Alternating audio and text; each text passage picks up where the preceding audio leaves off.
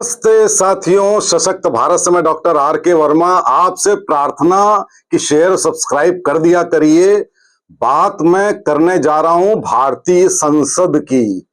और साथियों, भारतीय संसद इस समय जो सत्र चल रहा है, तो क्या आपको ये नहीं लग रहा है कि ये भारत की संसद है या संसद में बैठे आधे लोग भारतीय हैं और आधी संसद पाकिस्तान की है?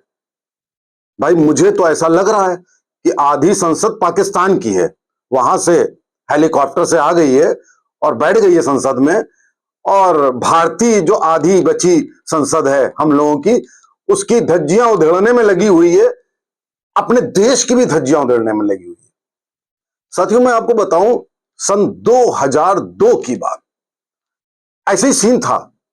अटल जी की सरकार थी, एक पोटा कानून लाने वाले थे हम लोग कि आतंकवादियों को दंडित करने के लिए एक कानून ला रहे थे हम लोग। और जो डिस्कशन हो रहे थे उस समय संसद में, हेडेड बाय सोनिया गांधी, उनको सुन के ऐसी शर्म से नजरें झुक जा रही थी कि ऐसा लग रहा था कि उस समय आधी संसद कांग्रेस पाकिस्तान की है, आधी हिंदुस्तान की है। उसके बाद साथियों, कोटा किसी तरह हमने पास करवा दिया, वो कानून आतंकवादियों के विरुद्ध हमने किसी तरह पास करवा दिया।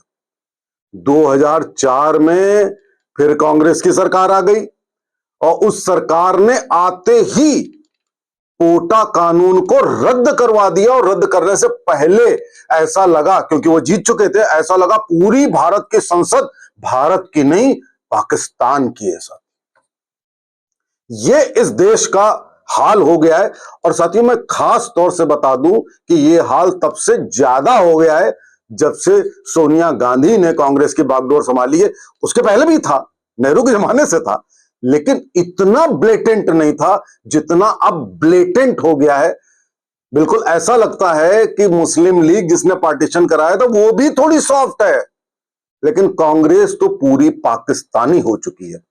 अब जो ये सत्र चल रहा है, आपको मालूम सब होगा, मैं समराइज करके कुछ अपने कमेंट्स देना चाहता हूं। इसमें डिस्कशन क्या करना चाह रहे थे कि हम ऑपरेशन सिंदूर पे सरकार को घेरेंगे। अरे भैया, पूरे वर्ल्ड में वाही वाही जिस कारण से हो रही है, आप उसमें आप घेरने की कोशिश कर रहे हैं। और उनका तर्क आप क्या थे? उनके तर्क थे कि ऑपरेशन सिंदूर को एकदम से रोका क्यों नहीं, रोक क्यों दिया, और जो पीओके वापस क्यों नहीं लिया। पीओके बनाया भाई लोगों ने, लेकिन वापस लें हम और तुरंत ले लें, उस समय एम कुछ और था। और साथियों, ऐसी ऐसी दलीलें दी गई जो सुन के आप दंग रह जाएंगे। साथियों, राहुल गांधी और खड़के इन सबका यह व्यू था कि आप हमें यह बताइए कि हमारे कितने जहाज गिरे। साथियों, 1971 वॉर में 71-72 जहाज हमारे गिरे थे। हमें आज पता लगा है साथियों, आज, तब नहीं पता लगा था, क्योंकि उस समय सोशल मीडिया नहीं था। 65 में 44 विमान गिरे हमारे।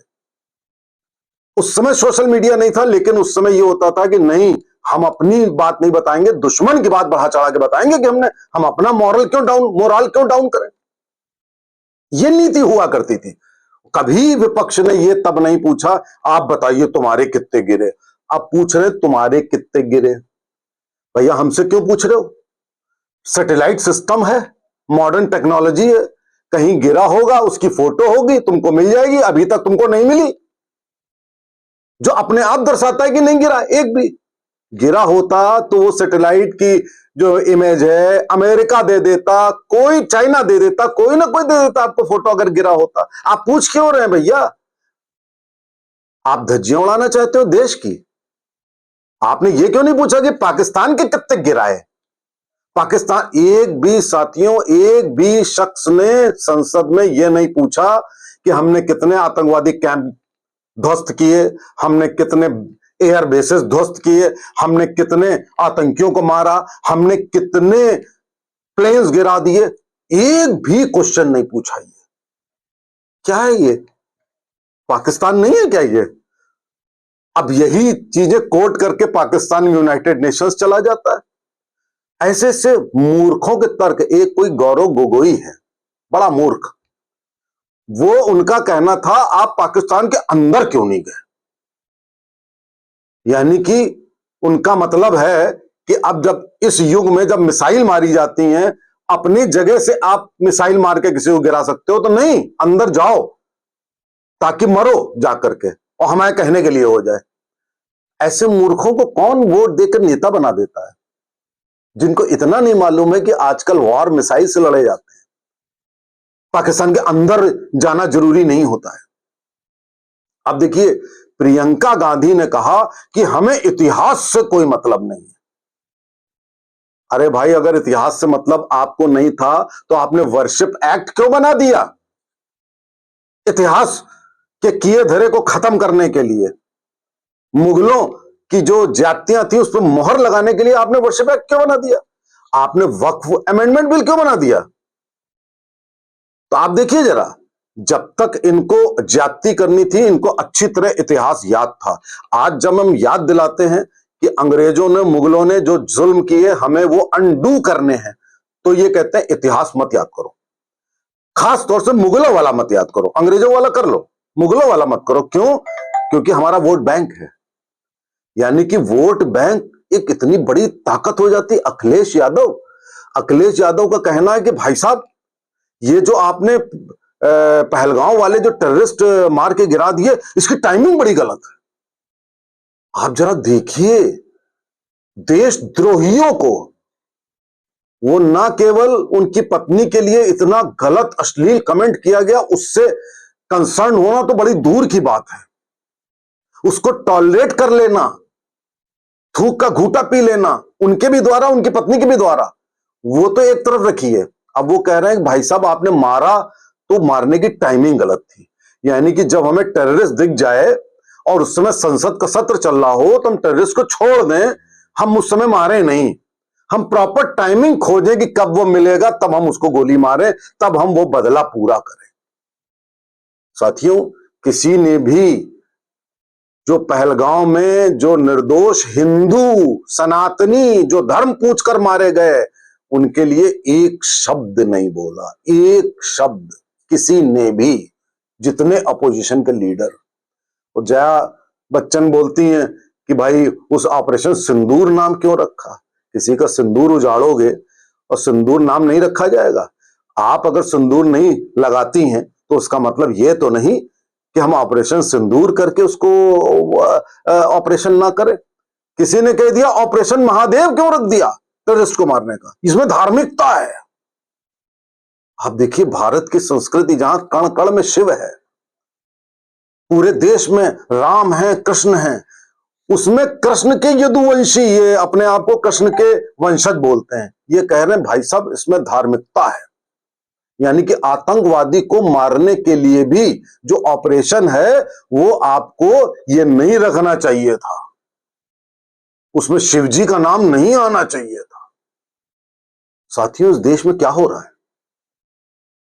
ये युगों युगों से उस जमाने में हुआ, उसके बाद हुआ। यही हिंदू थे जो कन्वर्ट हुए, यही हिंदू थे जिन्होंने प्रताड़ना दी, यही हिंदू थे जिन्होंने गोलियां मारी जलियांवाला बाग में। किसी आक्रांता ने कुछ ने मंदिर अंदर तोड़े होंगे, वो बात अलग है, लेकिन आप जरा देखिए साथियों, ये क्या हो रहा है, वो भी संसद में ये हो रहा है। 3 बार हारने के बाद भी इनको अकल नहीं आई, क्योंकि इनको अभी उम्मीद है कि हमारा वोट बैंक कंसोलिडेट होकर जब हमको वोट दे देगा और हिंदुओं को हम जातिगत जनगणना और उससे डिवाइड कर देंगे तो हम जीत जाएंगे। इनको अभी विश्वास है, और शायद अभी 1-2 बार और हारने के बाद भी इनको यह विश्वास रहेगा कि नहीं साहब, हम एक ना एक दिन तो इन अपने वोट बैंक की मदद से जीतेंगे ही जीतेंगे। तो साथियों, अगर आप ये सब चीजें नहीं देख रहे हैं, अगर आप टेलीविजन पर संसद की प्रक्रिया नहीं देख रहे हैं, सास बहू का सीरियल देख रहे हैं, तो आप डिजर्व करते हैं कि आपको गुलाम बनाया जाए। आप डिजर्व करते हैं कि आपके ऊपर अत्याचार हो, अन्याय हो। आप जरा देखिए, आधी संसद जो पाकिस्तानी हो गई। इनको अगर हमने सबने दंडित नहीं किया साथियों, तो ये देश क्या होगा? मतलब इस देश में अपनी संस्कृति, अपने धर्म, अपने देश के खिलाफ ये ऐसे बोल रहे हैं कि ये वोट भी जो एसआईआर हो रहा है बिहार में वो भी गलत हो रहा है, घुसपैठियों का वोट होना चाहिए, बाहर से आए लोगों का वोट होना चाहिए, आक्रांताओं का वोट होना चाहिए, अपनी संस्कृति का कोई ऑपरेशन नाम नहीं रखा जाना चाहिए, महादेव का नाम भूल जाओ, सबका नाम भूल जाओ और नमाज पढ़ने लगो। क्या आप ये चाहते हैं?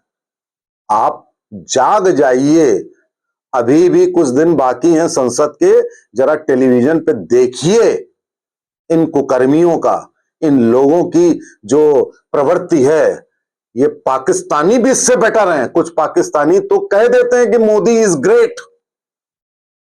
आपको पाकिस्तान संसद में मोदी के प्रशंसक मिल जाएंगे, भारत के प्रशंसक मिल जाएंगे, लेकिन भारत का ऑपोजिशन ये ऑपोजिशन नहीं है, ये विपक्ष नहीं है, ये पाकिस्तानी परस्ती गैंग का सदस्य है। और इसमें ऐसा लगता है कि इन्होंने सुपारी ट्रंप को भी दे दी है। ट्रंप ने सत्र शुरू होने के पहले एक बार फिर दोहरा दिया कि उसने सीज फायर करवाया था, जानबूझ के, ताकि संसद में बवाल हो।